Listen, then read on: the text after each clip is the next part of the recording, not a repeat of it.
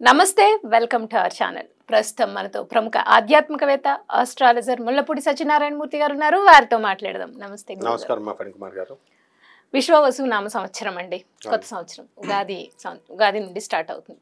So ఎప్పుడు కూడా అయిపోయిన సంవత్సరం ఎప్పుడు మనం కష్ట నష్టాలు అన్ని అనుభవిస్తాం కాబట్టి రాబోయే సంవత్సరం మీద ఒక హోప్ ఉంటుంది. ఈ సంవత్సరం ఎలా ఉంటుందో అన్న క్యూరియాసిటీ ఉంటుంది ప్రతి ఒక్కళ్ళకి.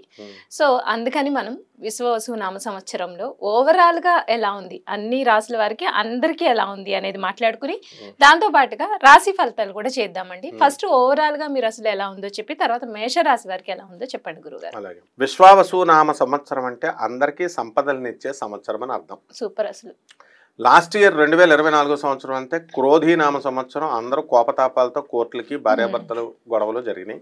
వాళ్ళందరూ ఇప్పుడు రీకన్సిలేషన్కి వచ్చేసి ఈ సంవత్సరంలో 50% ఆఫ్ ద పీపుల్, దంపతులు, కపుల్స్ వీళ్ళంతా కూడా కలిసిపోతారు. 50% ఆఫ్ ద సివిల్ కేసెస్ ఇవన్నీ కూడా ఎవరి పొలాలు వాళ్ళకి వచ్చేయడం, హాస్టల్ కోర్టులో కేసెస్ అయిపోవడం జరుగుతుంది. ఈ సంవత్సరం రాజు సూర్యుడు, మంత్రి చంద్రుడు. కాబట్టి ఇంకేం కావాలి మనకి? రాజు కరుణామయుడై ఉంటాడు.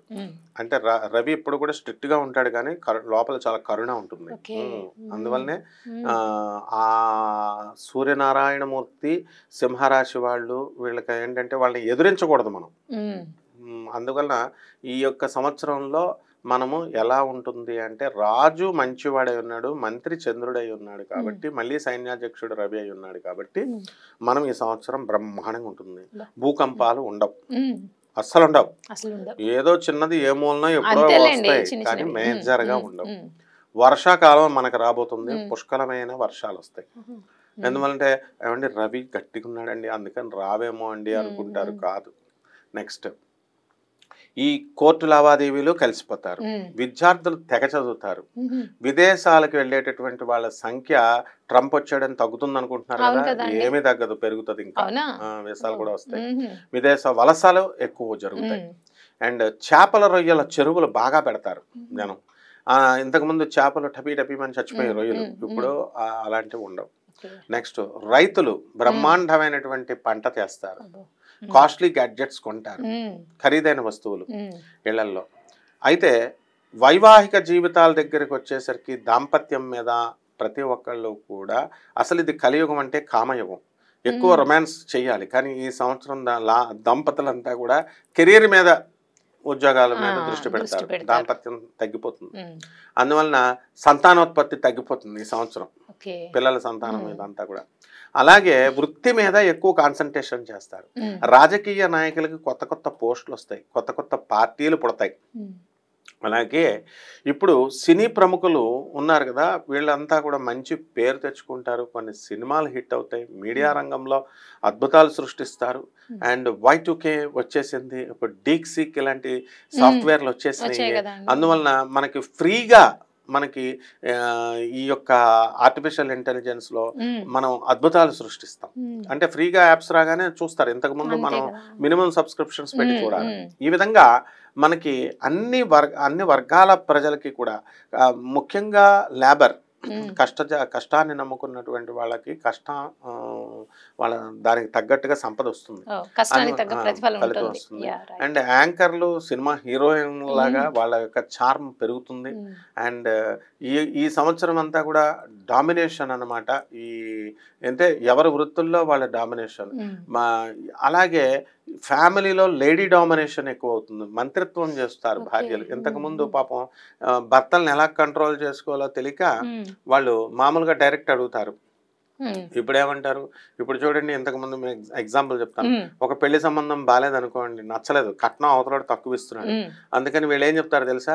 డైరెక్ట్ ఏమండి మీరు కట్నం తక్కువ ఇస్తున్నారు, అందుకు మీ సంబంధం మాకు వద్దు అని చెప్పరు. ఏమండి ఫలానా జ్యోతిష్కుడు చెప్పాడండి, మా జ్యోతిష్కుడు వద్దని అన్నారండి, కలవలేదండి అని ఎలా తోసేస్తారో. ఇది వరకు సినిమాకి తీసుకెళ్ళు, నగల కొను, చీరలు కొను అని అడిగేవారు పాపం ఆడవాళ్ళు. ఇప్పుడు అట్లా అడగరు అన్నమాట. ఇప్పుడు ధనత్రయోదశి వచ్చింది, నువ్వు బంగారం కొనిపెట్టాలా, కుబేర ఇది కొంటే నువ్వు కోటీశ్వరుడు అవుతావు, లేదా నీ ఉద్యోగం ఊడిపోతుంది అని ఒక సింపుల్ గా మంత్రిత్వం. చంద్రుడు కదా చెప్పగానే వీడికి నిజంగానే సాఫ్ట్వేర్ రిసెషన్ లో ఉంది, ఎక్కడ ఉద్యోగం ఊడిపోతుందో అని చెప్పి భయం వేసి వీడికి కొంటాడు. అలాగే చీరలు ఒక కొత్త పండగను సృష్టిస్తారు అవసరమైతే. ఆ పండగతో చక్కగా ఈ చీరలు కొనాలి ఇలాంటి రూల్స్ అన్నీ కూడా అంటే తెలివితేటలతో కుటుంబాన్ని మహిళలు సరిదిద్దుకుంటారు. ఇక విదేశీ యానాలు తెగలిపోతారు ఇప్పుడు ఈ సంవత్సరం అంతా కూడా. ఈ విధంగా మొత్తం నూతన సంవత్సరం అంతా కూడా దివ్యంగా భవ్యంగా ఉందమ్మా. విశ్వ వసునామ సంవత్సరంలో కర్కాటక రాశి వారికి ఎలా ఉంటుంది అని చెప్పండి. కర్కాటక రాశి వారికి విశ్వావసునామ సంవత్సరం ఉగాది 2025 సంవత్సరం నుంచి మళ్ళీ వచ్చే ఉగాది 2025 సంవత్సరం వరకు చాలా అద్భుతంగా ఉంది అని చెప్పాలి. కర్కాటక రాశి వారికి ఇంతవరకు కూడా పనులు కాకుండా క్రోధినామ సంవత్సరంలో మిగిలిపోయినటువంటి పనులన్నీ కూడా ఈ విశ్వావసునామ సంవత్సరంలో పూర్తవడం జరుగుతుంది. విద్యార్థులకి చాలా అనేకమైనటువంటి ప్రాబ్లమ్స్ వచ్చినాయి ఈ సంవత్సరం, లాస్ట్ ఇయర్ క్రోధినామ సంవత్సరంలో. వాటితో కంపేర్ చేసుకున్నప్పుడు వీళ్ళు కొంచెం అధిగమిస్తారు ఆ ప్రాబ్లమ్స్ని. అలాగే హాస్టల్స్లో తిండి లేక తిండి వాళ్ళకి కావాల్సిన, ఉదాహరణకి ఒబిసిటీతో ఉన్నటువంటి విద్యార్థులు కొంతమంది ఉంటారు స్టూడెంట్స్, వాళ్ళకి రైస్ తినొద్దని డాక్టర్లు మేము చెప్తాం. అటువంటప్పుడు వాళ్ళకి స్టూడెంట్స్కి పాపం ఓట్స్ ఇలాంటివి మిల్లెట్స్ ఇవ్వరు కదా, ఇలాంటి ప్రాక్టికల్ ప్రాబ్లమ్స్. అలాగే స్కాలర్షిప్స్ అప్లై చేసుకున్నప్పుడు, ఆధార్ కార్డు మార్చుకున్నప్పుడు ఒకదానికొకటి ఈ పేపర్ లేదని అలా డిలే అవుతూ ఉంటుంది అన్నమాట. కాబట్టి విద్యార్థులకి బ్రహ్మాండంగా ఉంది. ఇక కర్కాటక రాశి వారు ముఖ్యంగా ఈ గురుగ్రహము ప్రభావం వలన లాస్ట్ ఇయర్ మిథున రాశి వాళ్ళంతా కూడా పోలీస్ స్టేషన్లు కోర్టులు ఎక్కారు.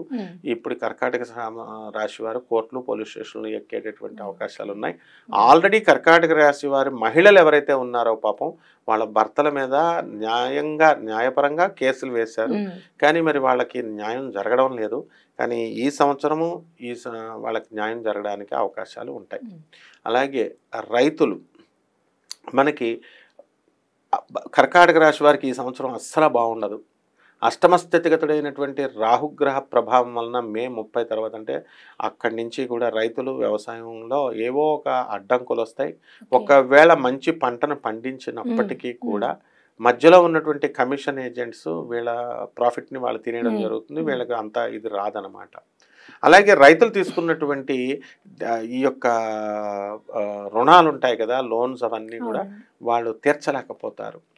అలాగే వార్ధక్య దశకు వచ్చినటువంటి తల్లిదండ్రుల్ని ఈ యొక్క కర్కాటక రాశి వారు వంతుల వారీగా 3 నెలలు పెద్ద కొడుకు, 2 నెలలు చిన్న కొడుకు అనేటటువంటి పంపిణీ ద్వారా వీళ్ళు చూస్తారు. ఇది చాలా తల్లిదండ్రులకు చాలా బాధాకరంగా ఉంటుంది. కాబట్టి ఇలాంటివన్నీ చేయకుండా, డబ్బులకి లెక్క ఇవ్వకుండా ఎవరో ఒకళ్ళు కంటిన్యూస్గా చూడడం అనేటటువంటిది కనీస బాధ్యతగా ఈ యొక్క కర్కాటక రాశి వారు గుర్తించాలి. అలా కనుక చేయకుండా తల్లిదండ్రులను కనుక విడదీసి డబ్బులకి ప్రాతిపదికగా కనుక చేసినట్లయితే వీళ్ళకి పితృదోషాలు సంభవించి వీళ్ళ పిల్లలందరికీ కూడా చదువు రాదు, 7 తరాల వరకు చదువు రాదు, వీళ్ళకి ఉద్యోగాలు కూడా రావు, డెవలప్మెంట్ ఆగిపోతుంది. This is a strict warning గా నేను చెప్తున్నాను. కాబట్టి ఈ యొక్క కర్కాటక రాశి వారికి అందరికీ కూడా స్త్రీలకి ముందు అద్భుతమైనటువంటి మనశ్శాంతి ఉంటుంది, కానీ మెన్స్ట్రల్ సైకిల్లో వీళ్ళకి టైంకి పీరియడ్స్ రావు. ఈ కర్కాటక రాశి వారికి అంటే బ్లడ్కి సంబంధించినటువంటి గ్రహాలు కొంచెం వీక్గా కొన్ని నెలల్లో ఉన్నాయి. ఉదాహరణకి మనకి జూన్ నెల వరకు కూడా కర్కాటక రాశి వారికి ఈ యొక్క కుజుడు మనకి కర్కాటక రాశి సంచారం జన్మంలో చేస్తున్నాడు. నీచపట్టు ఉండడం వల్ల యాక్సిడెంట్లు కూడా జరగడానికి అవకాశాలు ఉంటాయి. ఆ విధంగా సినీ సంగీత సాహిత్య రంగాలలో ఉన్నటువంటి వాళ్ళకందరికీ కూడా అద్భుతమైన పేరు ప్రతిష్టలు, తీసిన సినిమా ప్రతి సినిమా సూపర్ హిట్, హీరోయిన్లకి మంచి పేరు ప్రతిష్టలు వస్తాయి. హీరోని డామినేట్ చేసేటటువంటి lady oriented, heroine oriented films అనేటటువంటివి బాగా వస్తాయి. ప్రొడ్యూసర్లు మరి ఎక్కువ ధనం ఆదాయం వీళ్ళకి చాలా ఎక్కువగా వచ్చేస్తుంది. కాబట్టి ట్యాక్స్లన్నీ కూడా టైంకి వీళ్ళు కట్టేసి బ్రహ్మాండంగా మన దేశ డెవలప్మెంట్కి సినిమా వాళ్ళు ప్రయత్నించాల్సినటువంటి అవసరం ఉంది. రాజకీయ నాయకులు కూడా ఇన్ టైం కనుక ట్యాక్స్లు కట్టకపోతే, నేను ఛాలెంజ్ చేసి చెప్తున్నాను, రాజకీయ నాయకుల మీద మరి సినిమా ప్రొడ్యూసర్ల మీద ఇన్కమ్ ట్యాక్స్ రైడింగ్స్ ఈ సంవత్సరంలో జరగడానికి చాలా అవకాశాలు ఉన్నాయి. కాబట్టి చాలా చక్కగా వీళ్ళు తెలివిగా మరి చార్టెడ్ అకౌంటెంట్స్ని ఆశ్రయించి వెంటనే ట్యాక్స్లు కట్టేయడం అనేటటువంటిది, దేశ పూర్వాభివృద్ధికి తోడ్పడడం అనేటటువంటిది వీళ్ళ ఆలోచన రావాలి ఈ సంవత్సరం. రైట్. అయితే విశ్వ వసునామ సంవత్సరం కర్కాటక రాశి వారికి, అన్ని రంగాల వారికి కలిసి రావాలంటే వాళ్ళు పాటించాల్సిన పరిహారాలు, అలాగే వాళ్ళకి అదృష్ట సంఖ్య, కలిసి వచ్చే రంగు, కలిసి వచ్చే రోజు కూడా చెప్పండి గురువుగారు. కర్కాటక రాశి వారికి కలిసి వచ్చే సంఖ్య 2, కలిసి వచ్చేటటువంటి రంగు తెలుపు, తెల్ల బట్టలు వేసుకోవాలి, మళ్ళీ పువ్వులు ధరించాలి మహిళలంతా, తెల్లని పువ్వులు. నందివర్ధనం పువ్వులతో మరి అమ్మవారు పార్వతీ అమ్మవారికి ఈ సంవత్సరం అంతా కూడా ఓం పార్వత్యై నమః అనేటటువంటి మంత్రంతో చేయాలి. ఓం ఉమామహేశ్వరాభ్యాం నమః అన్న మంత్రంతో చేసినా కూడా పర్వాలేదు. అలాగే రెమెడీస్ దగ్గరికి వచ్చేసరికి ఈ యొక్క కర్కాటక రాశి వారికి చాలా మానసికమైనటువంటి అశాంతి అష్టమ రాహువు వల్ల కలుగుతుంది. కాబట్టి సాంప్రదాయబద్ధమైన జ్యోతిష ప్రకారము రాహు జపం చేసుకోవాలా, రాహు స్తోత్రాలు చదువుకోవాలా, రాహుకి కిలోంపావు మినుముల్ని ఆవు పేడ రంగు ఉన్నటువంటి వస్తువుల్ని వస్త్రాలను ఇచ్చి శనివారం నాడు ఉదయం 8 గంటలకి దానం చేయాలా. లేదా తంత్ర జ్యోతిష ప్రకారము వీళ్ళు ఏం చేయాలండి అని అంటే మహాకాళి అమ్మవారికి ఇష్టమైనటువంటి నలుపు రంగు వస్త్రాలని పేదవాళ్ళకి దానం చేయాలా, దుప్పట్లని దానం చేయాలా, నల్ల దుప్పట్లని, నల్ల కుక్కకి తిండి పెట్టాలా, నల్ల చీమలకి వీళ్ళు వెయ్యాల, నల్ల బొగ్గును తీసుకొచ్చి ప్రవహించే నదిలో వెయ్యమని చెప్పి లాల్ కితాబ్ క్లియర్గా చెప్తుందన్నమాట. అలాగే అమ్మవారు మరి చక్కటి పార్వతీదేవి మంత్రాన్ని వీళ్ళు ఇంట్లో జపం చేసుకోవడం ద్వారా, అర్ఘ్యాలు తర్పణాలు ఇవ్వడం ద్వారా తంత్ర జ్యోతిష ప్రకారము మర్రి చెట్టు వేర్లను తీసుకొచ్చి అమ్మవారి పాదాల దగ్గర పెట్టి పూజా మందిరంలో 41 రోజులు పూజ చేసిన తర్వాత అది తల కింద పెట్టి నిద్రపోవాలి. ఈ విధంగా చేసినట్లయితే బ్రహ్మాండంగా ఉంటుందమ్మా. రైట్ అండి. విశ్వ వసునామ సంవత్సరంలో కర్కాటక రాశి వారికి ఎలా ఉంది, అలాగే వాళ్ళు ఎటువంటి రంగు వేసుకుంటే కలిసి వస్తుంది, వాళ్ళ అదృష్ట సంఖ్య, కలిసి వచ్చే రోజు, అలాగే వారు పాటించాల్సిన పరిహారాల గురించి చాలా చక్కగా వివరించారు గురుగారు. ధన్యవాదాలు. ధన్యవాదాలమ్మా.